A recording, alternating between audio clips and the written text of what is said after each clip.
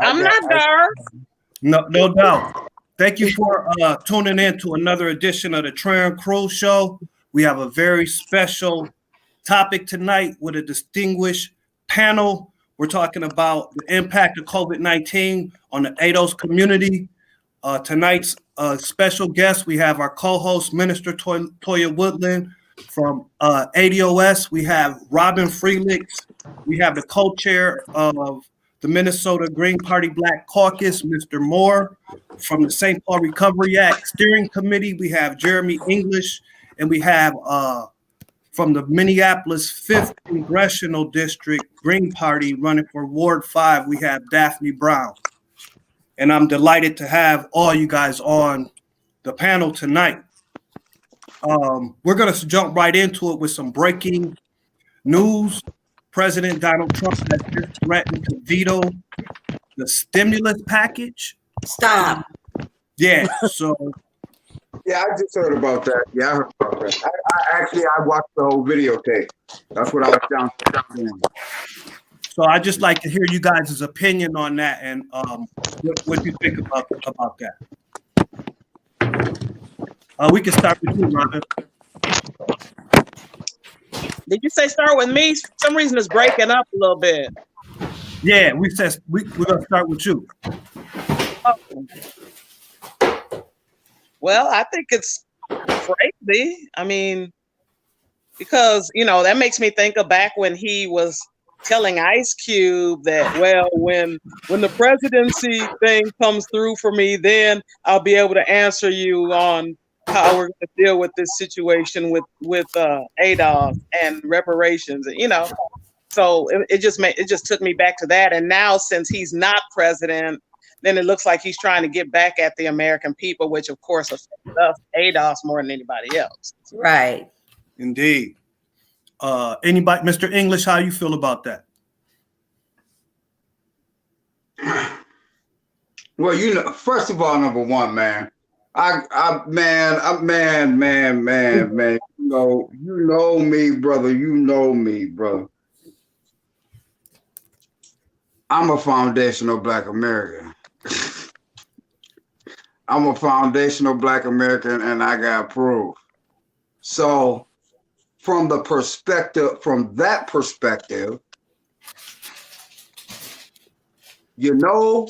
Trump basically laid out how much pork was truly in that bill, including $1,800 to illegal immigrants.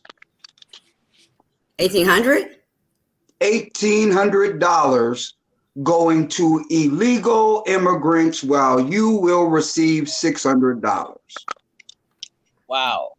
Didn't know that. And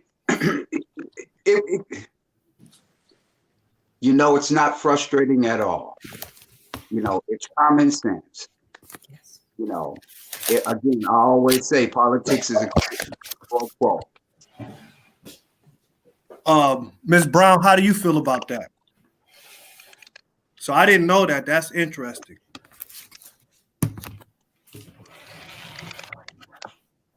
Daphne, can you hear us? Okay, Mr. Moore, what are your thoughts on Mr. Trump threatening to veto the stimulus package, the COVID-19 relief?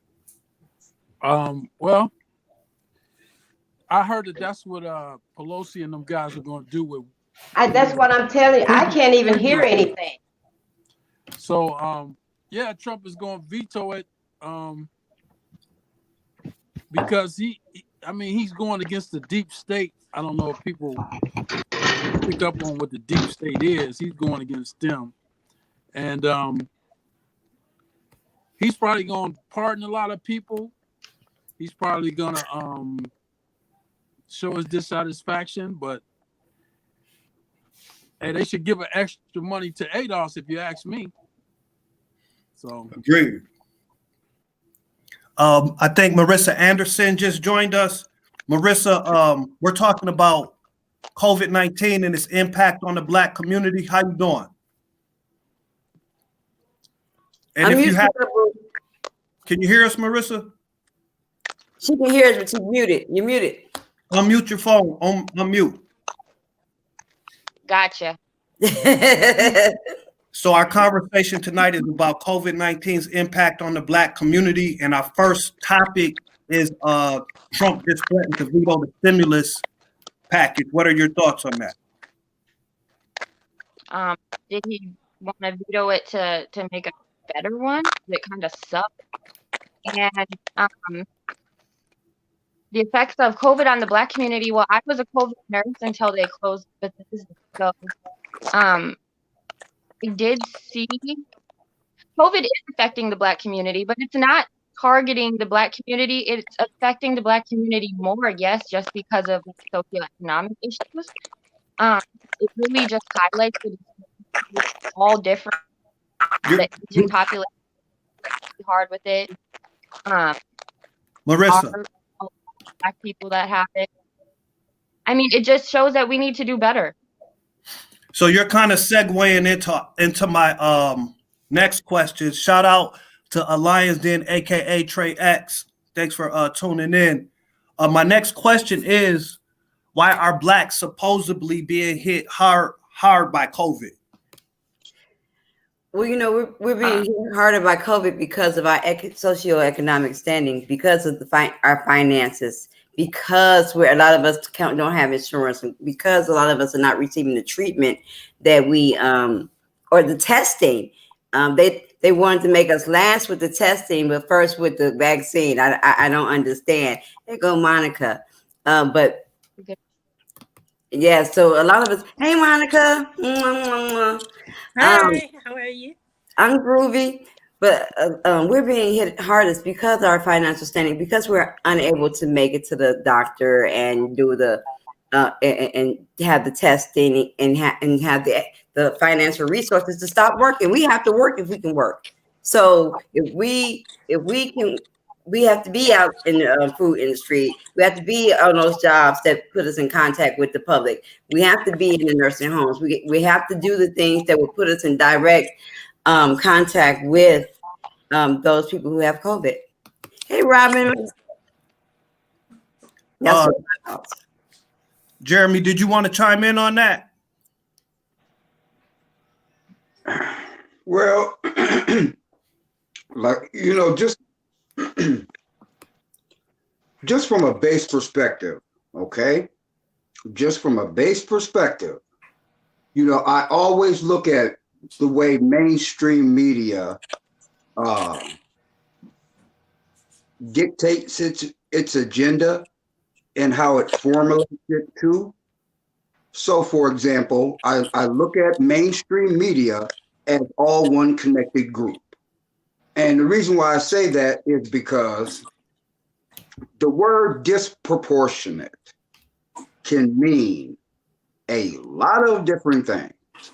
And lately, the favorite word to use disproportionate with is with Black America, which is surprising. It's nothing new. Let's just say the real Black media saw this coming and educated people on what really matters. And what really matters is this. If you look at COVID from the perspective of Black people, does anybody here really have a number of how many Black Americans specifically have died from COVID? Nobody's going to ever actually have a number like that. So when they might have like percentages here locally, but I don't know like the exact number right now. So when mainstream media processes a word called disproportionate, first of all, Black people are disproportionately killed by cops. Black people are disproportionately die from diabetes. Black people disproportionately die from cancer. It goes on and on. My point is this. This is my whole point. COVID is killing us economically. It's not killing us particularly in the hospital. It is destroying us economically. Ms. James, can you chime in? Our question is why is COVID-19 hitting the Black community hard?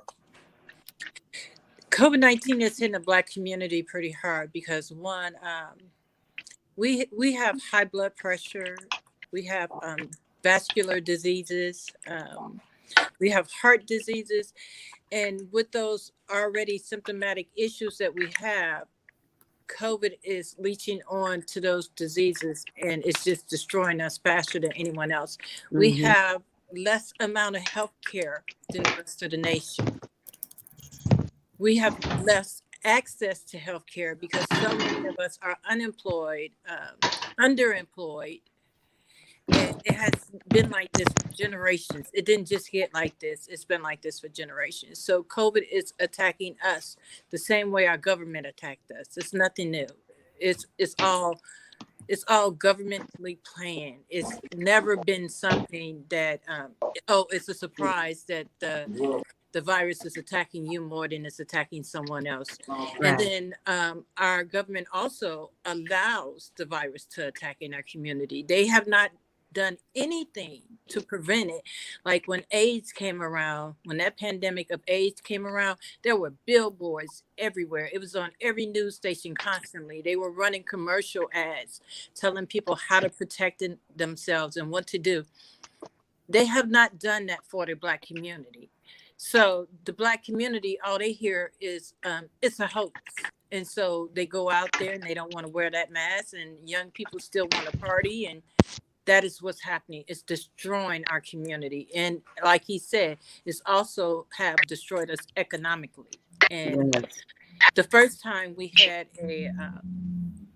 a loss in income, we lost, I believe it was 51% of our Black businesses. This time it has devastated the Black community because we only gain 1% back per year. And so if you count back those years to 8 years, you only gain 8% of 51% of Black businesses that you lost. Well, we turned around and lost like 60% this year. So it is devastating our community all the way around. Robin, could you chime in on why is COVID-19 impacting the Black community the way it is? And you look beautiful, by the way. I just want to let you know that. Thanks. It's an inside thing, Robin. I'm kind of straddling the fence on this whole thing because, I mean, I can see where it's, messing up the Black community and everything. But I also think about the fact that so many like obituaries and everything that are, where there's, they don't say that it's COVID that's killing them, but like, for instance, up in Boston, where they showed the people that had died, like between Boston and New York and stuff, they had like 700 people, and only one of them was Black.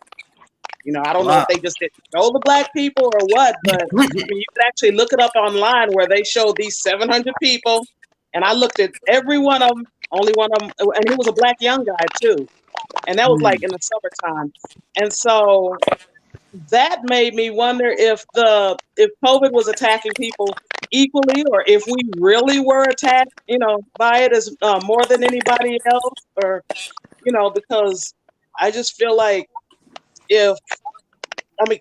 let's just look at what I also saw an archaeologist report where they were saying that people who are closest to, this is strange, people that were closest to Neanderthal DNA were the ones that got it the hardest.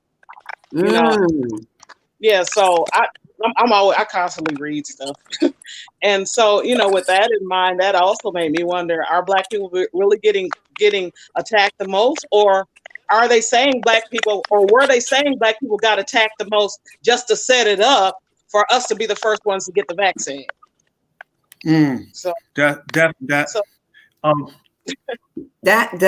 okay, so like that's what I was saying all the time. I was saying that we weren't getting this in massive numbers. I was saying that it was not our community per se that was getting as much as other communities, but the numbers were showing otherwise. Because I personally haven't met, I don't have a lot of people who I know who have had the virus, We have those numbers scattered here and there, but I was believing that it was a hoax also, because you're right. We weren't getting the same information as we did, Monica, when it was the HIV epidemic. So yeah, I totally believe that we were not getting it as higher rates as they say we were. What do you think, Trahern? I wanted to let Reggie chime in on that one, on how I know people. I do know one or two people who have. I know one of our steering committee members' child tested positive for COVID-19. He was in a nursing home and things like that. And I mean, I see people I know online that said they have tested positive for it. Oh, a pastor that I know here in St. Paul has a church on the east side, and he said he was sick, had tested positive. So, but like Robin was just saying, when I look at the deaths and stuff, I was like, it doesn't show a whole bunch of Black people. So I just wanted to get Reggie's input too before we move on to the next question. And why do you think it's hitting us so hard? Supposedly, they're saying it's supposedly hitting the Black community hard. And I don't want us to sound like conspiracy theorists or nothing, but we're just having a conversation. And when you talk to the new Black media, or when you talk to Black people, you're going to hear different perspectives than what you hear on the news. And that's why we're having this conversation. So for anybody who's thinking that we're conspiracy theorists or anything like that, these are just Black people may have a difference of opinion than what you're normally hearing, but we're not anti-conspiracy theorists or nothing. This is just a conversation that is actually happening in the Black community. Okay, Nikila wants to know, but what is it really? What are you asking, Nikila? We're not understanding. Is it COVID impacting the Black community? I think. Go ahead, Mr. In the schools, I work in the schools, man. It's strange because we do have a lot of families that, like, we have some whole families that are affected. I had to drop off a couple of iPads and Chromebooks, and I couldn't even go up to I had to leave them outside on the porch because the whole family had COVID. Like, we was wondering why the little boy didn't come to school. He ain't been to school in a month. And this poor mama, she's a single mother. She can't get out to come get it because she's in quarantine. Now, I've seen it. I haven't seen it up close because I won't go in the house, but I know a few families, Hispanic and Black, that is affecting. And the sad part about it is a lot of the single mothers that we have that are being affected. So it's out there. And I deal with it, like at my job in the school system. So that's one of my perspectives. I've had two of my younger friends who've had it, but they say, "Oh, it's just like the flu," and I'm over it now. So that's my personal experience with people who've had it. The young guys, like 20, 30 years old, they had it and they shook it off and they kept going. But the younger, the little babies, 6 and 7 years old, they got it. Their mom got it. Their whole family got it. So I don't know if that's seem like the poorer you are, the more it affects you. I don't know. And I think that's just kind of what we heard, what Minister Toya was just saying. And then Robin and some of you guys' answers were segueing into my next question is, I did a poll on my Facebook page and it was really interesting, the memes that people were putting up. That's why I love ADOCS when they answer questions. But it's a serious situation though. Why don't ADOCS or why don't Black people want to take the vaccine? So I put a poll up and then I asked, will you take the vaccine? And pretty much 98% of the Black people said no, and then the memes they were putting up to say no had me really laughing really hard. But it's a serious issue, and I would just like to know, Minister Toya, if you can start it off, and you can, if you want to lead this part of the discussion, why Blacks don't want to take the vaccine. Well, you know, historically, why don't you lead this part? You lead this part. Okay. You were saying what probably all of us were going to say about that historically. Go ahead and finish it. Yeah, you can say it, or Robin, you can chime in if somebody else wants to chime in. Well, I mean, I was going to say historically, like she said, historically, Black people have been tricked into taking different, vaccines or being vaccinated with placebos and, like the Tuskegee experiment, J. Marion Sims, the supposed father of gynecology, and how he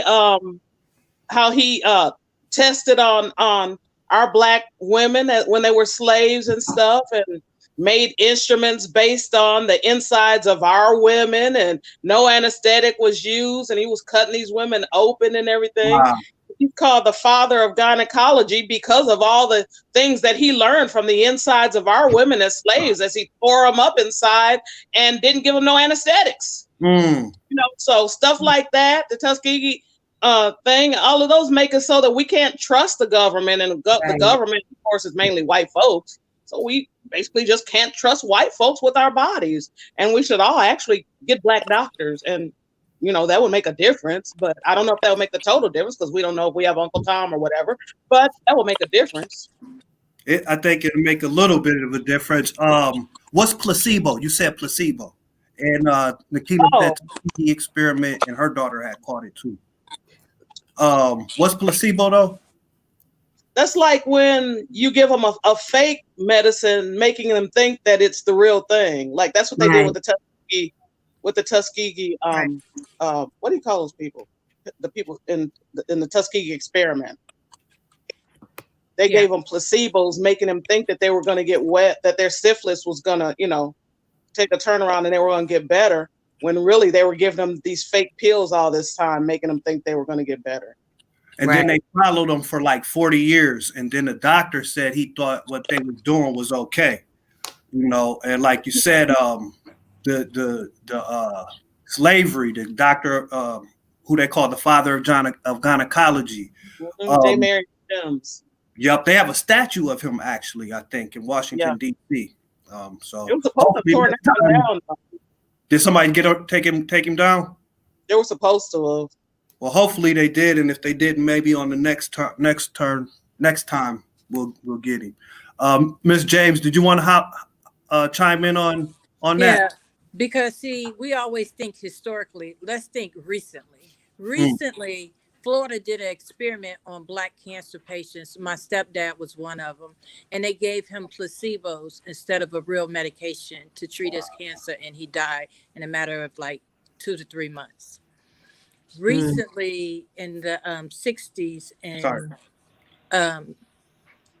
early 60s to probably early 70s, they ran tests on Black women. Now, I know Native women and poor white women claim this, but no one was affected at higher rates than Black women when they the government signed off on hospitals to give Black women hysterectomies after they had 2 children.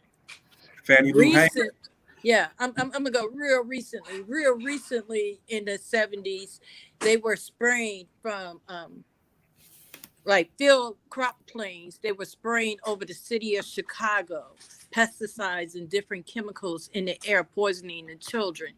And also in the 70s in Chicago, they gave them bad milk, and they have owned this stuff, but they have not given anything to compensate these Black children. We were the experiments for years around this country. And we are still the experiment because, as I said, my stepdad was given placebos in Florida to treat his cancer, and they knew they were not treating him. Wow. So today, if you're going to ask me, am I going to take something? You prove to me that you took it. you let me wait and see how it's affecting you. You did not do, they have owned up to that. They did the less amount of experiment testings on blacks this time around. That means you can have 4 lung diseases. And with those 4 lung diseases, if they inject you, it's going to kill you probably instantly, because it is a live virus going into your body. And so they can talk about everything else they want to add into there and put their little quotation marks on it. But what does it do to the Black family? What does it do to our community? And if that live virus is in me and I catch it, how many people will I affect with it as well? And will it escalate to something different than this regular coronavirus we're seeing right now? And is that what happened when it was over in the UK? We don't know how it escalated to a stronger germ, shall I say, a stronger virus. Strand, yeah. Strain, yeah. Yeah, it's a different strain. And now they believe that it's even here in the United States. So, yeah, I have a problem with that. I don't know if I want to take it. I'm pretty sure I wouldn't take it. My doctor has advised me not to take it because he doesn't think it's safe for me to take it. He's not a Black man, but he is a man of color. And he said he doesn't know enough about that vaccine to give it to me. Wow. And so on my post or on the poll I did, a white guy came in there and said, "Oh, because of the responses of the Black people, he was saying these people are ignorant. They're gonna die. I care so much." I'm like, but he didn't realize that some of those were nurses, Black nurses who had chimed in, yeah, or Black people who had worked with blood who were saying it's too soon. I'm not gonna take the vaccine. You know, right. Jeremy, do you want to chime in on that?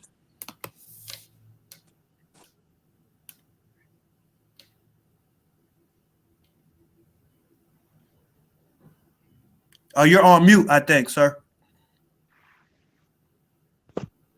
Here we go. Yeah. Yeah, I mean, I heard some pretty good points tonight, you know, and, you know, that's cool. I love hearing what I'm hearing because, again, everybody's kind of, you know, definitely staying informed about the situation. I mean, my basic perspective is, you know, like I said, I'm always down with facts, man. So I know, first of all, number one, I know for a fact that Rockefeller's got something to do with this crap because they're the ones that started making synthetic drugs. I work in a field where, you know, I pass out medication every day. So it's my job to know what medication is, what medication does, what vaccines are, what vaccines do. Let's just call it what it is. Take the vaccine, regardless, you're going to have something else go wrong with you. This is how medication works. This is how medication is used in this country. And if we really want to talk, we can talk about natural medicine and how natural medicine in this country has completely disappeared and how natural medicine kept us all healthy, kept us living. Our lifespans were completely different in the 50s and the 60s compared to right now. When I can't tell you how many times I had to take that nasty old cough medicine my grandma used to give me because she made it herself. So those people have either been silenced, killed, or been muffled because the synthetic industry has completely taken over the Black community. And some of it we have allowed. When I look in St. Paul, where are the Black pharmacies? Right. Where are the Black people? Where are the Black people administering medication? Where are the Black medical clinics? Where are the Black doctors? I go to clinics all the time in St. Paul. I don't see any Black doctors. You know what I'm saying? So I don't see enough of them. So just from a perspective of, for example, natural medicine, because that's where, for example, we all stayed safe. That has been completely nullified in our community. And now we are victim. We are victim to the mainstream health organizations that we all are members to now. We also have to look at the lady in Chattanooga. She made it so nobody wants to take the vaccine. Right here in Tennessee, that woman who took the vaccine and got up to the microphone and started saying she felt faint, and then she felt right out on live TV. Right. So yeah, Marissa, did you want to chime in on why you think blacks are and just other people in general? Well, we have Alexis who just joined us too. Okay, go ahead. I'll let you run this part. Hey, Alexis. Yeah, same name as my daughter. Today's her birthday. Oh, okay. Yeah. Happy birthday to her. Yeah, so. Oh, I thought I was on mute. No, sweetie. Oh, let me put myself on mute. What am I doing? But Well, we were talking about, taking the vaccine and how much we trust it. I personally don't trust it. I'm sorry about that. I was going through something when I was about to speak. Hey, Daphne. I don't trust the vaccine because not only are we going to talk about the Tuskegee incident, right? We're not the syphilis that was injected into men.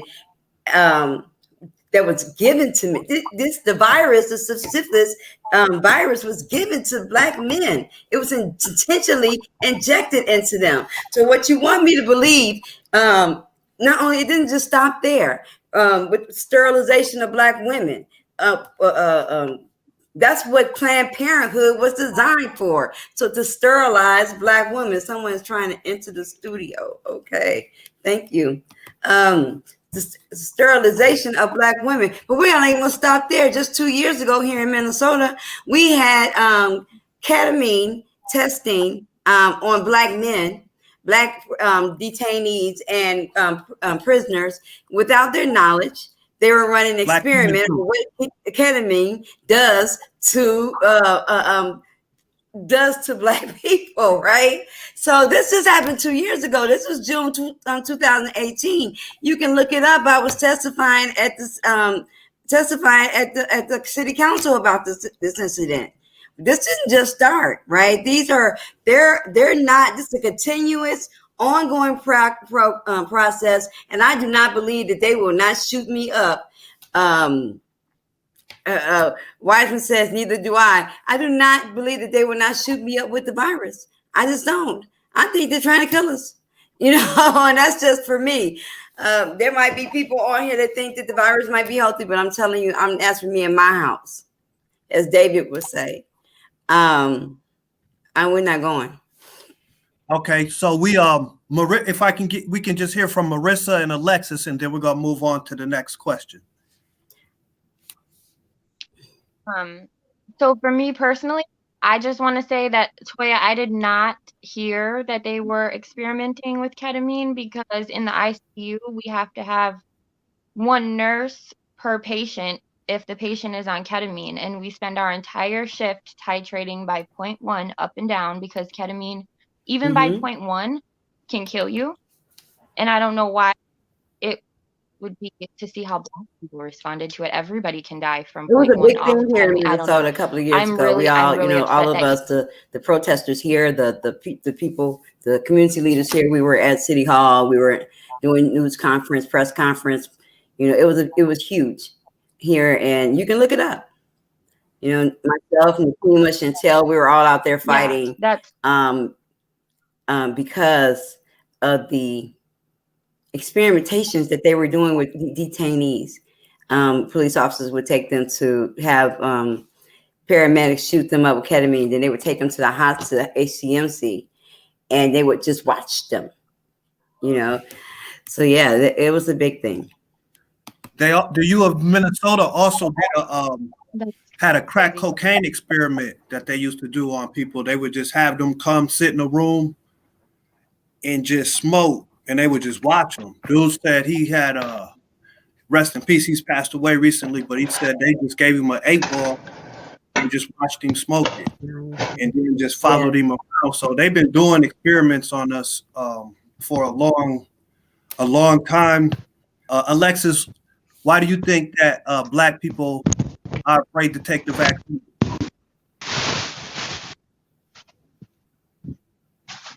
Can you hear us? Yep. Okay. Why do you think Black people don't want to take the vaccine or aren't really quick to take it?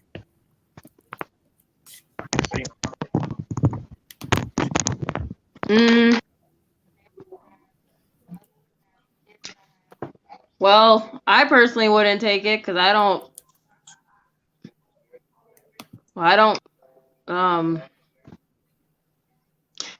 even like to take shots now because I feel like the shots are the reason why people are getting sick. And that's one of the reasons why children are getting taken is because we're allowing our children to get all these flus and shots and checkups. And I know some people may view that as differently, but when it's like specifically Black children is more likely to be taken, mostly like from like doctors and nurses and their perspective, like I don't know. I feel like if they got a shot, it would like mess with like their immune system. Like, for example, it can make them get like medical problems.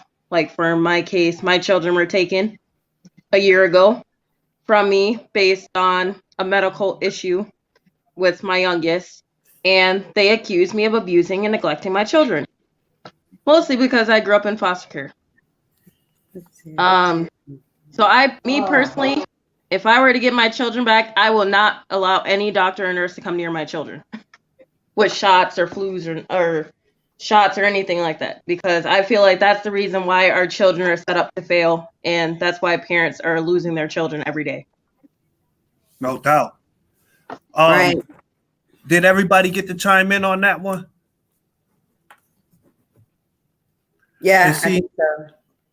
And so these last two questions kind of go together. Black businesses. I think we had like 1.1 million Black businesses before COVID-19 happened. Then they said we lost about 40 to 50% of Black business just because of COVID-19.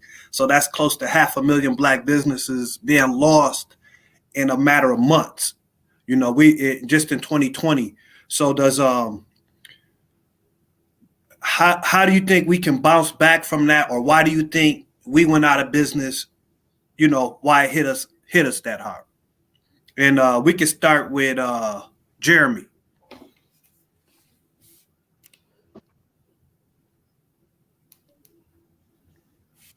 Well, man, I mean, plain and simple, when you look at the perspective of Black businesses, you just gave out a strong number of how many we actually have.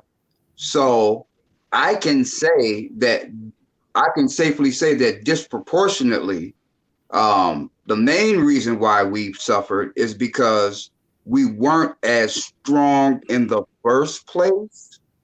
Mm-hmm. So, for example, the Black dollar wasn't being reinvested in the Black community consistent enough to hold through with enough resources for Black businesses to strive, even on a regular economic level. Right. You know, when you throw in a pandemic, now you're talking about easily snatching the property from Black people, taking leases away from Black people, start stacking up the bills when it comes down to electricity, rent, whatever the situation is in regards to what your business is to provide.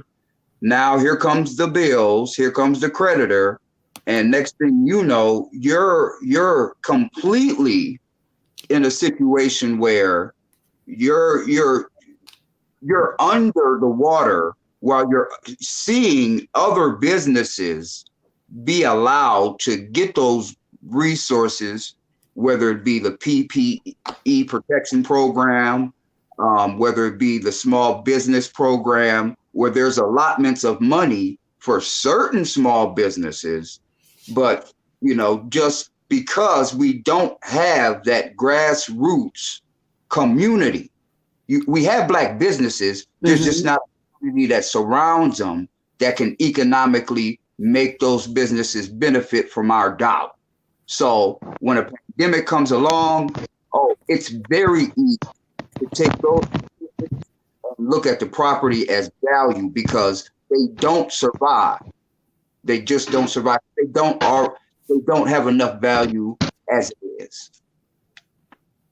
No doubt. Well, Monica, my cousin says, Charlotte says, with old remedies, we never got sick. We didn't know nothing about this stuff.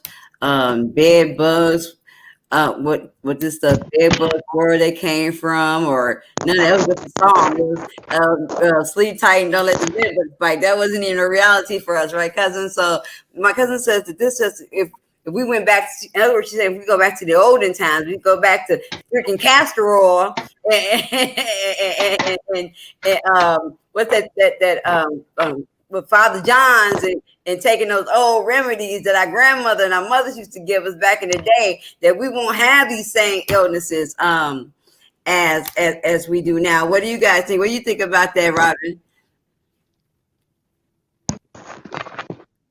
I can't hear you, bro. I was just kind of laughing because I was thinking about all of the Europeans, how they came over and gave the Indians all these different diseases and stuff, and I'm pretty sure that's how many of the diseases we have were introduced to America. And so, that's only, I was just kind of giggling to myself as I was thinking about that. What about you, Monica? What you think? Actually, I still take those old remedies. So, and if you all didn't know, vitamin D is a great supplement for COVID itself. And if you pump yourself full of it, it can also help you with it, along with a few other things. But yeah, old remedies are probably the best.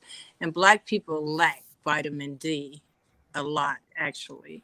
And the older we get, the more we lack it. That's what I was saying that the other day. She said we need to get a bunch of vitamin D. I don't know if she can hear us, but she said for us to take as much vitamin D and water as we possibly could. As Weissman said, I take 100,000 milligrams. As Weissman said, eat well and build your immune system. Again, and then building our immune system socially, politically, and economically. So again, talking about how many Black businesses we lost during COVID-19, being healthy economically too, to be able to survive COVID-19. We didn't have enough relationships with the banks. So a lot of the banks were already, they were going to finance their existing customers first. We didn't have a relationship with the banks to be first anyway, to get the PPP funds in the first additional, when the first funds came around. Robin, do you want it, or who? Is Reggie still there? Let me see. Yeah, he's here. Yeah. You want to chime in on COVID and the Black business impact? Yeah, well, the tea house over there in St. Paul, she had a nice thing going on over there. She had to shut down at the tea shop. Yeah. And I don't think we have our hooks into the system good enough to where, like, you notice, like, the Hmong, the Somalis, the Hispanics, they got their hooks in certain government organizations where they just get that funding and it comes straight through a pipeline straight to them. Whereas the brothers and sisters, they had to scramble around, and one brother get one and he won't tell everybody, he just keep it to himself. And so we need to get our hooks and our claws into these government agencies and these pipelines coming all the way from Washington, D.C. to St. Paul to City Hall, and we need to pass them down to the younger people also, so we can get all these loans and these things. We gotta wake up. And I guess this is why, Trey, I give you a lot of credit, man, because ever since I met you, you've been out here fighting hard, man, in the street, at the Capitol, at the mansion. So you doing and we are doing right now what we're supposed to be doing. It's good to have a good team of people like you guys to work with to do this work, and I'm happy to be surrounded by witty and intelligent sisters and brothers like yourself, so we can get this work done. Marissa, did you want to chime in on the economic or the business impact, how Black businesses are being touched, and then even I know there's other businesses here in Minnesota that are being touched too? Well, yeah, I think if more Black people are getting COVID, then think about how that's affecting the businesses as well too. Or a family member gets it, or people have to quarantine, and then you lose money. And also, what types of businesses? I guess I don't know the answer to that, but what types of businesses are these? Are they businesses directly affected, like where you have to be, close to people, interacting with people, where there's no option to social distance? Um, I think it all just it all affects the Black community worse. It affects the inner city community kind of. I mean, think about like public transportation. Think about more people living in condensed in one area. Yeah. So I know the nursing homes I were mean, getting hit hard too. There was one nursing home in Minnesota where everybody died. Like all the patients in the nursing home had died. Did we get everybody on that question? No. I wanted to say also, I had a cleaning service. I had just started cleaning houses and stuff, and when COVID broke out, and the government, our state had shut us down. You couldn't go out into people's homes or anything, and so while it was shut down, I had lost customers. So yes, that do affect Black businesses when you can't go out and do your job, and there's no money left because the PPE was gone, because most of the big corporations had stole it all. White businesses were able to survive because they had people in the community that collected money for them and just donated. They didn't have to make anything or sell anything or give any goods and services for that money. Whereas we had nothing to fall back on. When we were out, we were just out. Yeah. A lot, like you're saying, in a lot of big companies like Boeing, cruise ships, they were getting these loans huge when it was complexes. Even the Small Business Administration, who were supposedly helping the Black business, were denying people for small business loans. Legitimately, the people who had businesses were applying, and they were outright flat out. If you had bad credit, if personal credit, not business credit, but if your personal credit wasn't up to par, if you had ever had an entanglement with the law, if you're on any type of anything that was going to anything that was going to reflect negatively upon you as a person, not your business, mind you, but you as a person, they were able to deny you a small business loan, which left a lot of Black people, a lot of small Black businesses out in the cold, like yours, Monica. So it was not fair. It was disproportionate. And who is someone typing? Someone typing? If you're typing, free, go this because it's other people can hear you. But yeah, so it just left a lot of small businesses out in the cold, and it was just terrible, and it was unfair. It was not based on your business or the business that you've been doing or the income that you had received that prior year, strictly based on who you were as a person. Not only that, because but you're Black. You have to look at even our government officials took that money. Mitch McConnell took it. Trump took it. We're talking about huge corporations sucked that money right. It drained the pot. There was no money left for small businesses, and the majority of small businesses that got that money were white people. Black people were just left out in the cold. By the time we got around to it and we figured out what was the process, because if you made one mistake on that application, you was denied, and then you have to start the process all over again and get in the back of the line. It was so complicated that you almost needed a lawyer to apply for a small business loan. And then they wiped those debt clean for those people. Right. They gave it to corporations. Exactly. So I agree with us. We have to start recycling our dollars and spending that, making sure that black dollar rotates amongst our businesses, but also we have to address institutional racism, which is keeping us from getting the funding that our businesses need and deserve. Which goes to my next question is about health, wellness, and healing for Black families and communities. So here in Minnesota, we used to have doctors and clinics that we could go to. We used to have Dr. Crutchfield. And I know a lot of people, some of you guys have heard me talk about this. We had Dr. Abrams. You know what I mean? This is back in the days when you was coming, I remember going to get a flu shot from them. Oh, you know what I'm saying? But we had Black doctors that you could go see. Dr. Crutchfield used to go to our church, and just even seeing them come through church, you'd be like, "What?" You know, it was really inspirational to see a Black doctor at your church and things like that.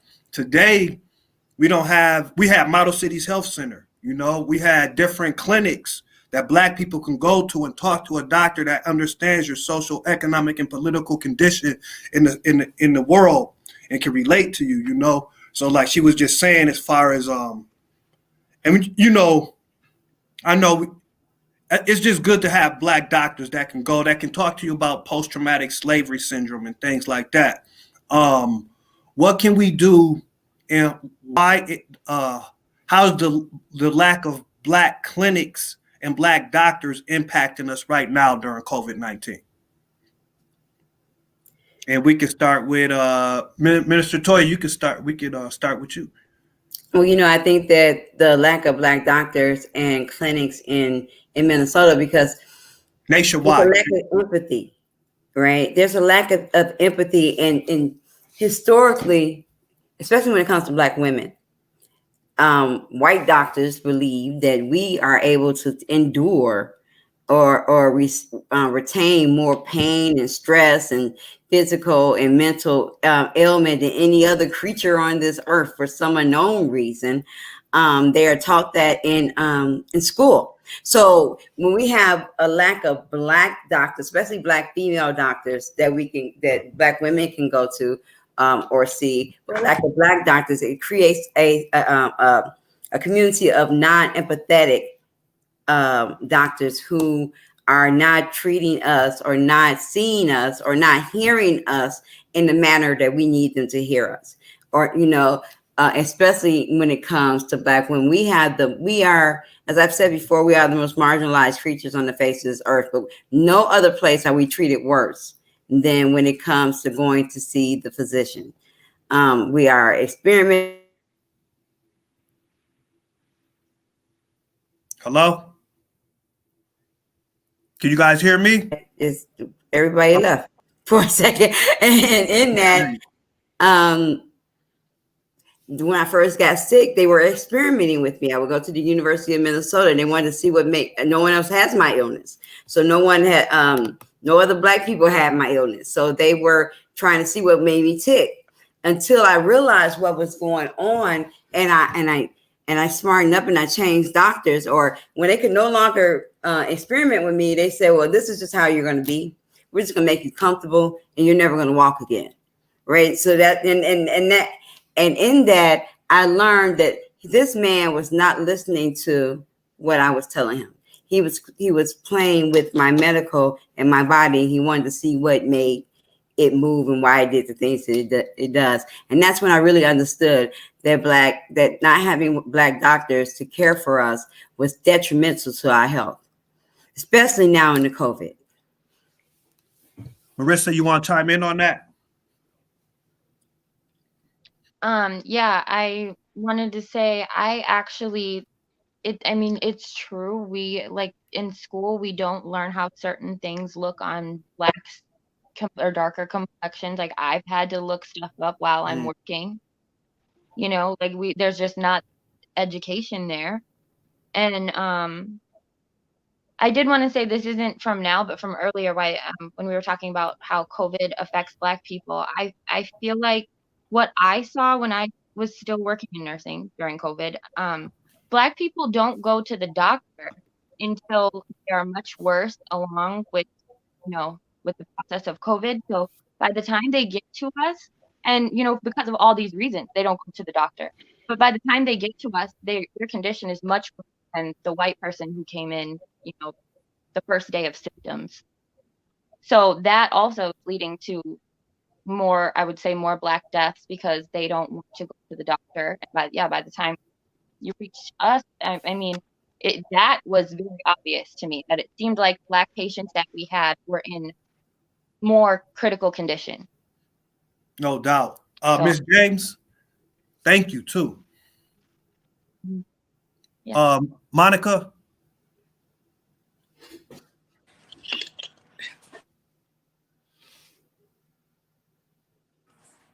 There we go.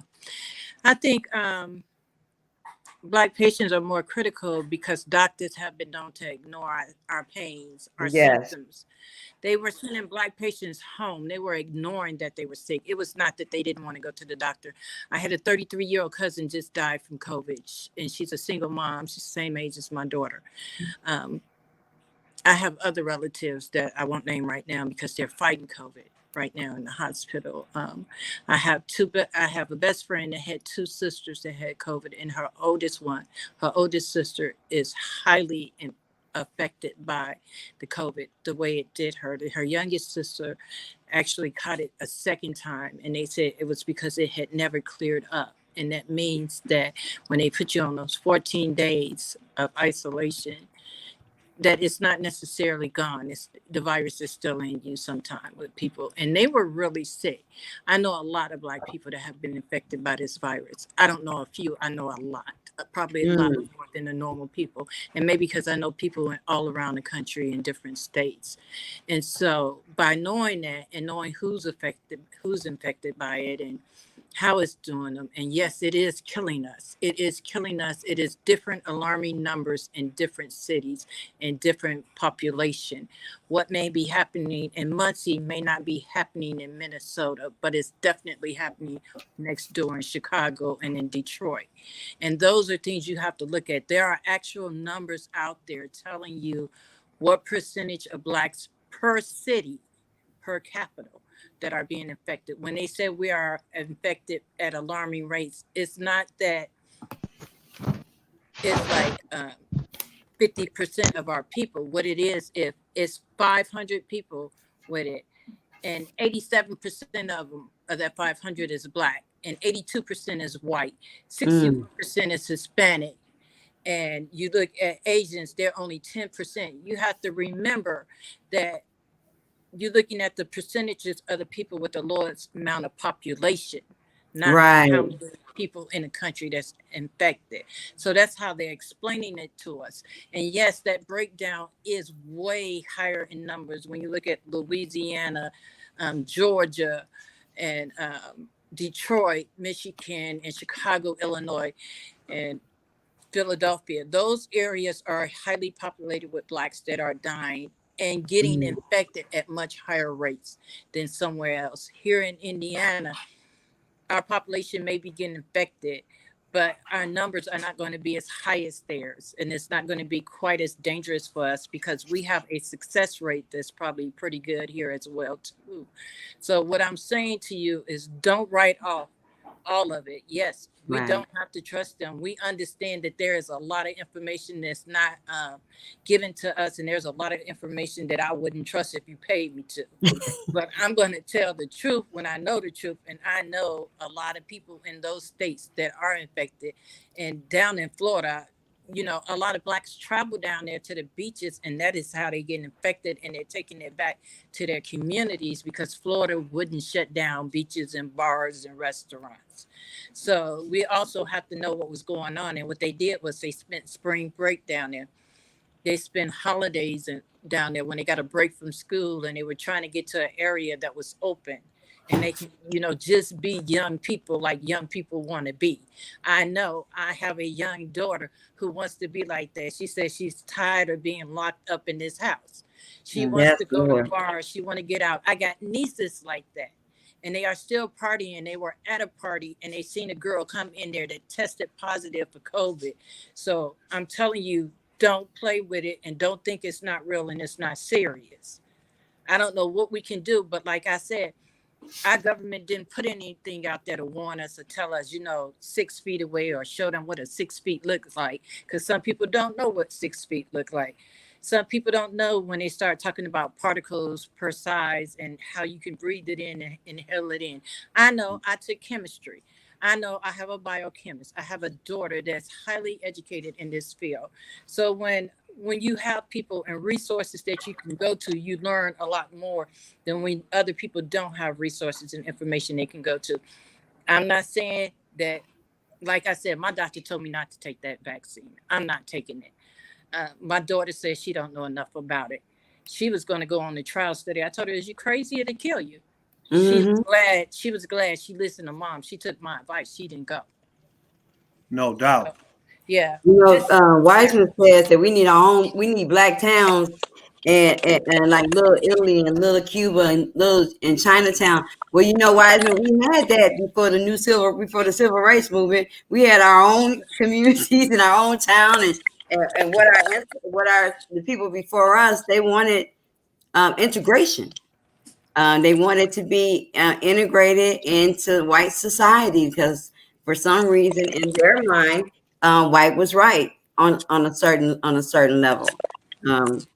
Some of us believe equal but separate. I guess that's a whole nother conversation. But we had our own towns, we had our own communities, we had mom and pop stores, we had the corner store that was owned by Mr. Johnson and Miss Jones, and your mama could send you there with a note. We had these things, and they were wonderful in one time. But what people I know my mom used to send me store with a note, buying cigarettes and a Pepsi. But we had these things. But what happened was in the civil rights movement and the years that followed that, there was a lot of integration going on. We had black flight, which caused white flight. We had blacks who fled from our communities and took the money out of our community, put it into the mainstream, put it into white communities, and white people who fled from their communities and went somewhere else. So now we don't have what we used to have. But I don't have a problem that once they give us what they owe us, packing up and leaving this place. I'm not physically attached to it. It's just for me. What do you, Antonio? I know him. Hey, Antonio. What do you guys think about what Wiseman just said as far as we needing black towns and like I agree. I mean, me and you talked earlier, and I told you that I actually have a segregation group on Messenger, and we are getting people. We're recruiting people from all over the United States who want to go somewhere. And actually, what we want to do is go in pockets. We're trying to make it so that we get a whole lot of people together so that we go in pockets all over the United States and buy land and make. Oh, you can't hear me? I can hear you. Oh, okay. And make pockets of land all over the United States and stuff where so we can make our presence known everywhere. I really think it's kind of dangerous for everybody to try to segregate into one place because there's no telling the different things that they can do to us doing that. I once had somebody even tell me, "Oh, you guys shouldn't look into segregation. Don't you realize that the government can get a fence and put it around that whole place and call it a concentration camp?" And I thought about that and stuff. So, as I recruited these people for the segregation thing, I'm told them we're not trying to build just one little town, one little Africa, or whatever we want to call it, one little ADS. We want one little ADS town, all over the United States. So I totally agree with what she's saying. And anybody wants to join that messenger as segregationists, let me know and I'll add you to it. I got you, Minister Toya. When I think separation and segregation are two different things. So like segregation means like inferior books, inferior schools, like hand-me-down type of things. That's what, when we were in segregation, that's what we were getting, like hand-me-down. Separation. No, we won't be doing that. Or like I'm just saying, like the words we use, we should make so like maybe I should call it separationists. or Instead of something like that, segregationists. or like gated communities, or just things like that that other people have too. We have some things here that are like that. But just we again, Kiana just joined the call. She's working on nursing. Hi, everybody. So you came in right on time. Our question was, our last question about COVID was, why don't we have more Black nurses right now? We used to have Black doctors. We used to have Black clinics. We used to have Black nurses. Now we don't. Why is that, you think? And what can we do about it? There's so many factors, but the one that just came to mind is like, so when you want to become a nurse or a doctor, you have to take standardized tests to see if you get into a program. And so a lot of Black students don't have like good access like prior to college to like standard testing, like test taking skills. Minister Toya, I can't hear anybody but you. You can't hear You can you hear me? I can hear you. Okay. So just the fact that we're already behind in like so many resources prior to college, it kind of sets us back. So I actually was talking to a bunch of students who didn't get into the nursing program the first time, and it was because of the PACS test, which is what we have to take before we get into the nursing program. And the majority of the people that didn't make it in were Black or a person of color. So I kind of was just thinking, like, we are already set back. So I think that it plays a big role in it. We don't have a lot of resources going into anything else. And then a lot of us don't think that we can make it because it's such like a challenging major. And so we are already set back because of our own doubts. So there's like so many different factors. There's actually not a lot. Oh yeah, go ahead. I wanted to add too, Kiana. Personally, I noticed that the teachers in nursing school don't treat Black nursing students the same. They almost that they pick every little thing. They don't give the students as many chances as you give a white student to like answer. Yeah, since I go to school in Indiana, it's a majority white school and white state. So there's only about 10 of us in my nursing program, so we all stick together. But what we notice is that at least one of us has been treated differently by the nursing instructors, whereas like, so for example, one of my friends, she had her hair in braids, and the professor told her she's not allowed to wear it because it doesn't look professional. But if we but we have to wear our hair pulled back. So I don't know how her braids were, I guess, inappropriate, but there's like students that are white that come in with their hair down. So you just see like the microaggressions first that we have to deal with. There has been other student that has been told that like she's not going to make it to becoming a nurse, that like the school program is too rigorous for her.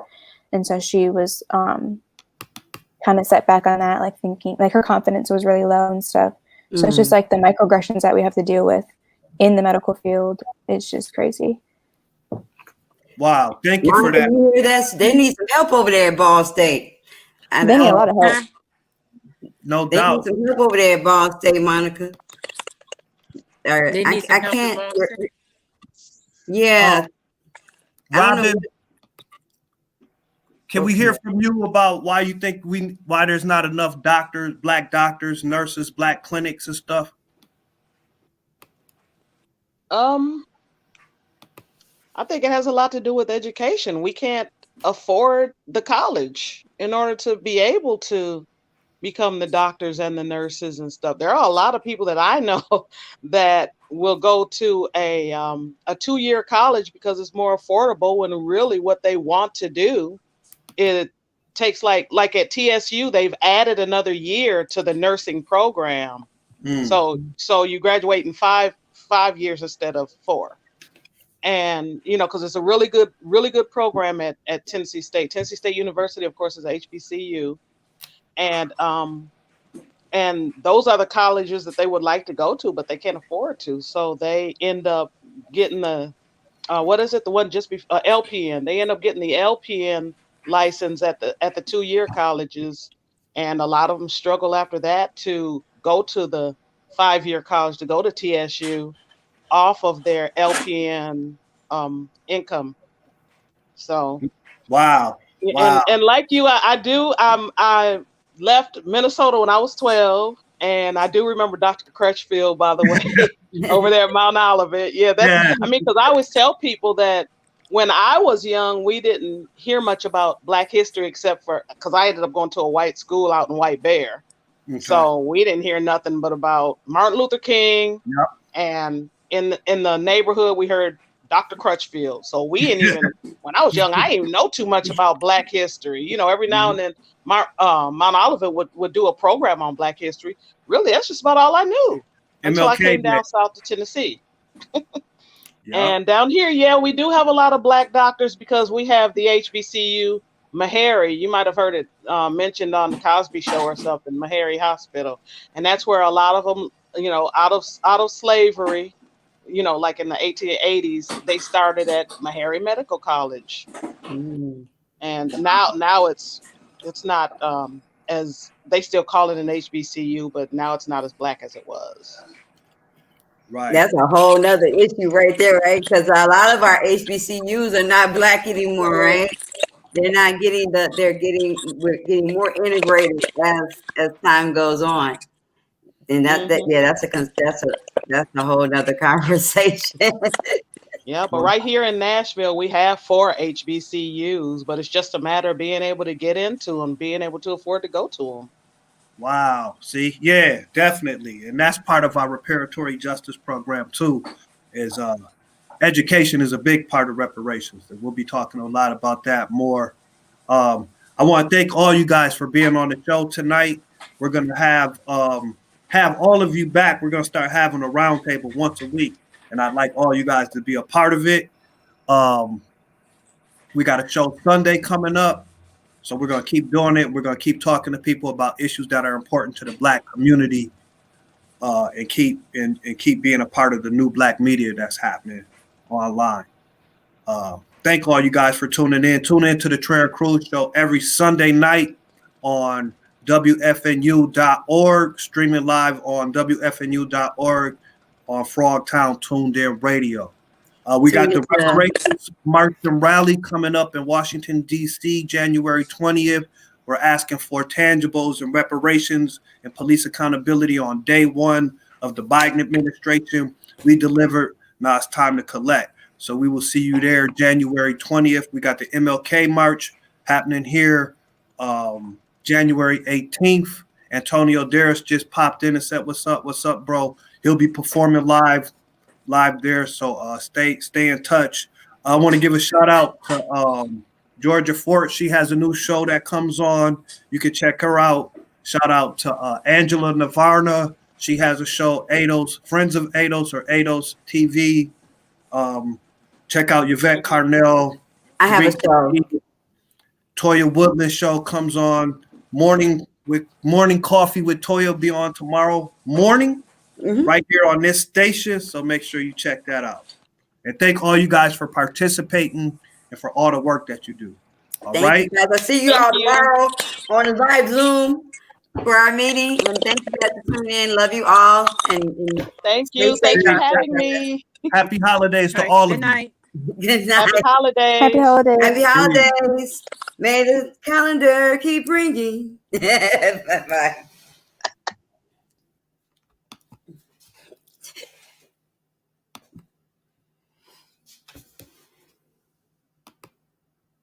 Am I ending it?